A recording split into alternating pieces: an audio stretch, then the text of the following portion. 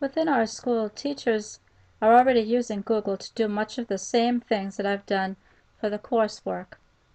For example, opening week, one of my projects was I took the new teachers 2013 and created their agendas here. And as you can see, it was everything from how to log in, explaining what we have for resources at our school, and then going through FA Web, which is our grading software. Then I also experimented with a calendar. I created the entire year with the 8-block schedule. I'm just going to show just that one calendar with all of the periods of time.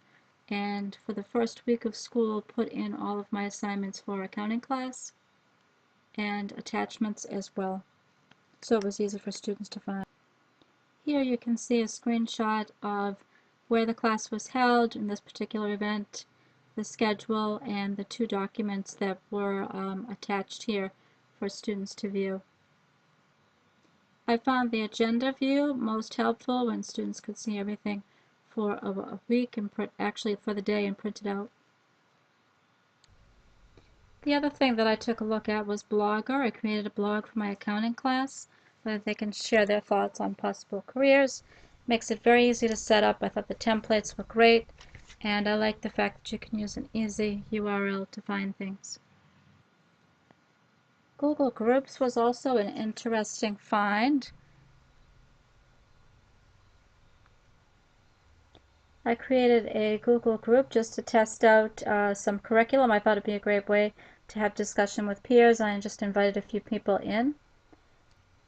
And in Gmail, I also found the term groups means that I could set up my own group, go into contacts like I did here. And you can see all of the groups that I created for my classes. So each one of them, it becomes really easy for these 20 students to be added to my Google site or added to and share a document or a presentation. So I found that was a great use of that. Also, it's interesting to note that in your mail, most of the groups, like Rich will sometimes come in on the primary group if you have this set up this way, but a lot of the forum is messages from online groups, discussion boards. Anything that I'm a group of happens to appear in that tab as well. The most exciting tool for me and where I spent the most time was in Google Sites. It started off with the documents I created for teacher training, led me to say, okay, I'm going to create a resource site. And I put this is actually was in my 3rd topic, but I put it in my 1st one. I was able to tie down permissions on this so that everyone could use it. So there's student organizational tools and tips outlined by folder. I had a fabulous time using sites for this, and I was able to use the same type of template throughout to talk about assessment, collaboration, communication. After I created it for the course, I continued to add items in here, and it was just absolutely fantastic. And because I liked this so much, I kept going with it. We needed a place to put our curriculum maps, so I created XBHS curriculum, and it, again, with a template, I was able to just modify it and put in what I wanted. Here's an example of mathematics, and it tells you that the maps can be clicked to open. I will find one, computer science. This has all of the courses listed here, so if I clicked on the first course, any teacher could view the whole thing. I can scroll down to the very bottom, and I could click right in and open up the actual Google document, which has the map for this class, and make any changes that I needed to, all from that one site. And then I thought about the life of the teacher, what we have to do, so I created an at your fingers visual summary for teachers planning. Let me take you a quick look at this. This one has tabs across the top.